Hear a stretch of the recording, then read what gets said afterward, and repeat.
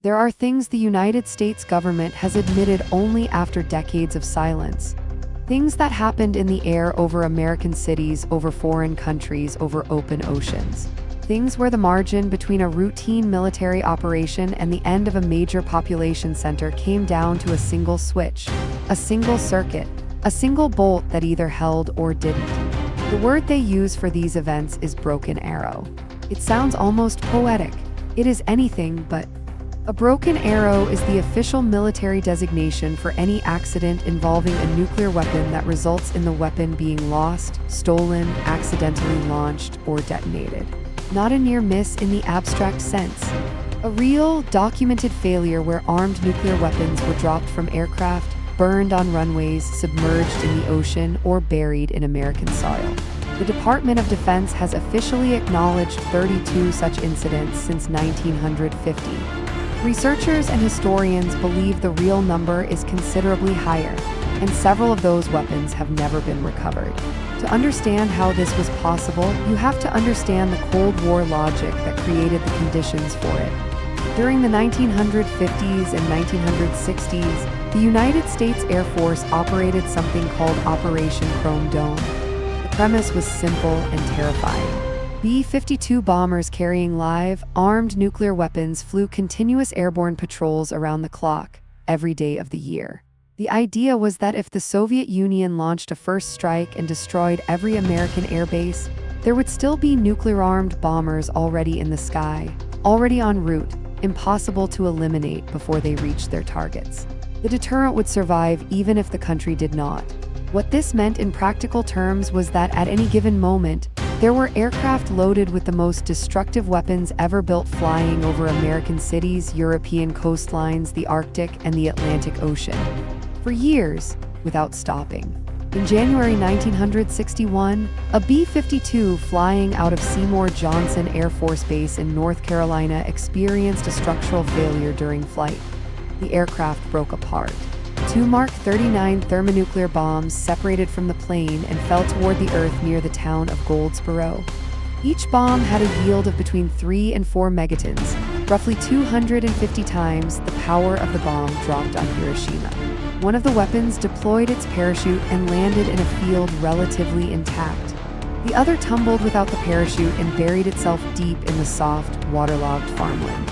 That second bomb went through every stage of the arming sequence except the last one.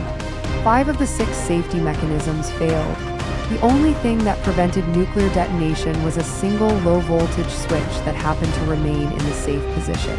A document declassified decades later, written by a senior safety engineer at Sandia National Laboratories, described the situation plainly. By the time investigators finished their analysis, the conclusion was that the United States came very close to accidentally detonating a nuclear weapon on its own soil. The buried bomb was partially excavated, but the deepest components, including the uranium secondary stage, could not be retrieved from the waterlogged ground. The Air Force purchased an easement on the land above it. It is still there. 3 years before Goldsboro, in February 1958, a B-47 carrying a Mark 15 thermonuclear bomb collided with an F-86 fighter jet during a training exercise off the coast of Georgia. The B-47 was badly damaged. The crew had to jettison the bomb to reduce weight and make it back to base. The Mark 15 hit the water of Wassaw Sound near Tybee Island and sank. Search teams were dispatched immediately. They searched for weeks. They did not find it. The Air Force eventually concluded that the bomb had likely buried itself in the muddy sediment of the Sound, and that retrieving it posed more risk than leaving it in place. In 2004, the Air Force officially confirmed that the bomb remains on the floor of Wassaw Sound. The warhead contains roughly 400 pounds of conventional high explosives and a quantity of highly enriched uranium. Swimmers and boaters pass over it regularly. It has been there for nearly 70 years. In January 1966, a B-52 collided with a KC-135 refueling tanker over the coast of Spain near the village of Palomares. Both aircraft were destroyed. Crew members died. 4 B-28 thermonuclear bombs fell from the wreckage. One landed relatively intact in a dry riverbed. One was found in a field. 2 of the 4 bombs suffered conventional explosions upon impact. not nuclear detonations, but the high explosive triggers detonated and scattered plutonium across several square kilometers of Spanish farmland. The United States government initially attempted to minimize the incident, insisting to Spanish authorities and to the public that the situation was under control. Farmers in the area were not fully informed of the contamination for years. The cleanup operation eventually removed thousands of barrels of contaminated soil and shipped them to the United States.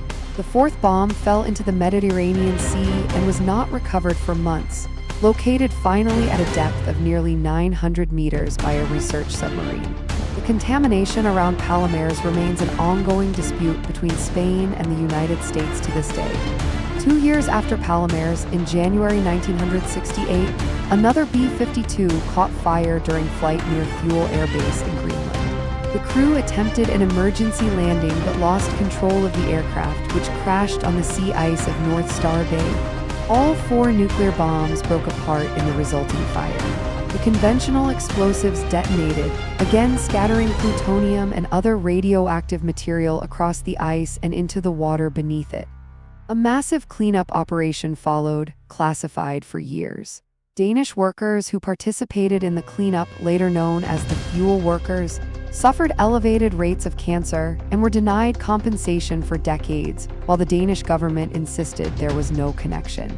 Declassified documents eventually revealed that the cleanup had recovered most of a primary nuclear device from one of the weapons, but could not account for all of the material.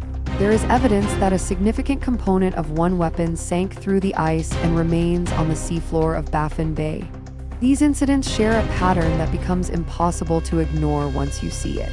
The initial response from military and government officials in virtually every case was containment of information, not containment of the hazard. Press releases were carefully worded to acknowledge that an accident had occurred while omitting any mention of radioactive contamination or the true nature of what had been lost. In some cases, local populations were not warned. In others, workers involved in cleanup operations were not told what they were handling. The logic was consistent, if deeply troubling. Acknowledging the full scope of these accidents would undermine public confidence in the nuclear deterrent and create exactly the kind of political pressure that military planners feared most. The total number of nuclear weapons lost at sea globally, across all nuclear states, is estimated by researchers and former officials to be somewhere around 50. The United States portion of that number includes weapons that sank off the coasts of Georgia, Greenland, Spain, Japan, and at least one unrecovered weapon from an aircraft carrier that went overboard in the Pacific in 1965. The Soviets lost several nuclear-armed submarines during the same period. None of those weapons have been recovered. Some of them are in water deep enough that recovery was never technically feasible. Others are in shallower water where recovery would be possible in theory, but has not been attempted in practice. What makes the Broken Arrow history genuinely difficult to absorb is not just the individual incidents. It is the accumulated weight of what they collectively reveal about how these weapons were actually handled. The safety systems that were supposed to prevent accidental detonation failed repeatedly. The safeguards that were supposed to prevent contamination of civilian areas failed in multiple countries. The transparency that democratic governments owe to their citizens was systematically denied for decades. The weapons at the bottom of Wassaw Sound and Baffin Bay are not ancient history. They are there right now. The enriched uranium, the conventional explosives, the metal casings slowly corroding in salt water. The question of what happens when those casings eventually fail has not been answered publicly by any government agency. The question of what exactly is still down there has not been fully answered either. Some files remain classified. Some searches were never completed.